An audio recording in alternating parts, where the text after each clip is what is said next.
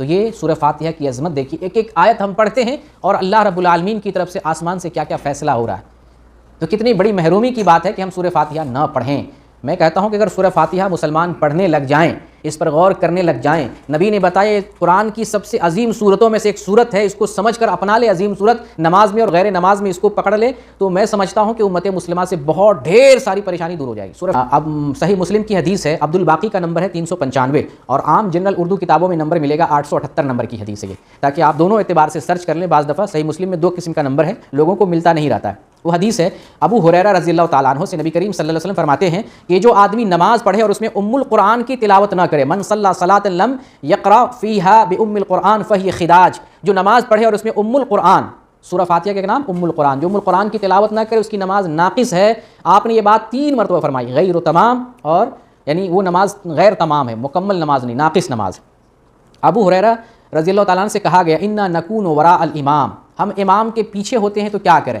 سورہ فاتحہ کی ابھی بات بتائی گئی کہ نماز میں جو آدمی سورہ فاتحہ نہیں پڑھتا اس کی نماز ناقص ہے، نا تمام ہے، تمام نہیں ہے۔ ابو ہریرہ سے سوال کیا گیا کہ ہم امام کے پیچھے ہوتے ہیں، الفاظ پہ غور کریں، اور یہ صحیح مسلم کی حدیث ہے، کوئی کاٹ نہیں سکتا ہے، کوئی اس کو ضعیف نہیں قرار دے سکتا ہے، صحیح مسلم کی حدیث ہے۔ حدیث نمبر بھی بتایا 395 اور اردو نمبر میں 878۔ ان سے کہا گیا انا نکون وراء الامام، ہم امام کے پیچھے ہوتے ہیں، مقتدی کی حیثیت سے کھڑے ہوتے ہیں، تو کیا کرنا چاہیے؟ تو ابو ہریرہ رضی اللہ عنہ جواب دیتے ہیں اقرأ بہا فی نفسک، سورہ فاتحہ اپنے جی میں پڑھو، اپنے نفس میں پڑھو۔ اہمیت پتہ چل رہا، سورہ فاتحہ مقتدی کو بھی پڑھنا ہے، ہمیں سورہ فاتحہ سے دور کیا گیا، عظیم قرآن کی صورتوں میں سب سے عظیم صورت سے لوگوں کو دور کیا گیا، جو اصل دین تھا لوگوں کو اصل چیز سے روکا گیا، دور کیا گیا۔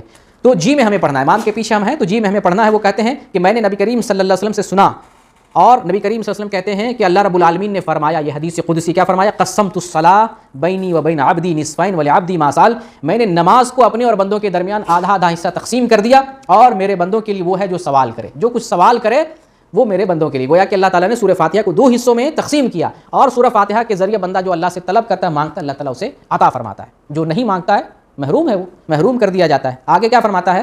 آگے فرماتا ہے فَإِذَا قَالَ الْعَبْدُ، اللہ تعالیٰ فرماتا ہے جب میرا بندہ کہتا ہے الحمدللہ رب العالمین، تو اللہ فرماتا ہے حمدنی عبدی، میرا بندہ میری تعریف کر رہا ہے۔ سورہ فاتحہ کی عظمت کو ذرا دل میں بیٹھائیے کہ یہ پڑھنے سے اللہ کتنا خوش ہو رہا ہے، اللہ یاد کر رہا ہے۔ جب ہم الحمدللہ پڑھتے ہیں تو اللہ کہتا ہے کہ حمدنی عبدی، میرا بندہ میری حمد بیان کر رہا ہے۔ جب بندہ کہتا ہے الرحمن الرحیم، اللہ کہتا ہے اثنى علی عبدی، میرا بندہ میری ثنا بیان کر رہا ہے، یہ بھی تعریف کے معنی میں ثنا بیان کر رہا ہے۔ اور جب بندہ کہتا ہے وَإِذَا قَالَ مالک یوم الدین، جب بندہ کہتا ہے مالک یوم الدین، اللہ کیا فرماتا ہے مجدنی عبدی، میرا بندہ میری بزرگی بیان کر رہا ہے۔ مالک یوم الدین، بزرگی کسے کہتے ہیں؟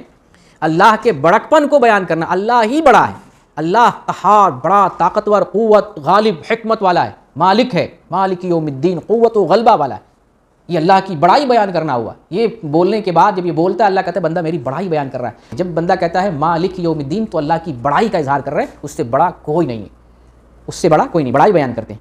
اور یہ بھی کہا گیا فوض الی عبدی، بندہ اپنے معاملات کو میرے سپرد کر دیا۔ جب بندہ کہتا ہے ایاک نعبد و ایاک نستعین، تو اللہ کیا فرماتا ہے ھذا بینی و بین عبدی ولعبدی ما سأل، یہ میرے درمیان، میرے بندوں کے درمیان ہے، اور بندہ جو کچھ مانگے گا اس کو عطا کیا جائے گا، جو کچھ سوال کرے اس کو عطا کیا جائے گا۔ اور جب بندہ کہتا ہے اہدنا الصراط المستقیم صراط الذین انعمت علیہم غیر المغضوب علیہم ولا الضالین، جب بندہ یہ آیت پڑھتا ہے تو اللہ کیا کہتا ہے ھذا لعبدی ولعبدی ما سأل، یہ خاص میرے بندے کے لیے ہے، خاص میرے بندے کے لیے، اور جو کچھ مانگ رہا ہے ہم اس کو عطا کریں گے، عطا کیا جاتا ہے۔ تو یہ سورہ فاتحہ کی عظمت دیکھیے، ایک ایک آیت ہم پڑھتے ہیں اور اللہ رب العالمین کی طرف سے آسمان سے کیا کیا فیصلہ ہو رہا ہے۔ تو کتنی بڑی محرومی کی بات ہے کہ ہم سورہ فاتحہ نہ پڑھیں۔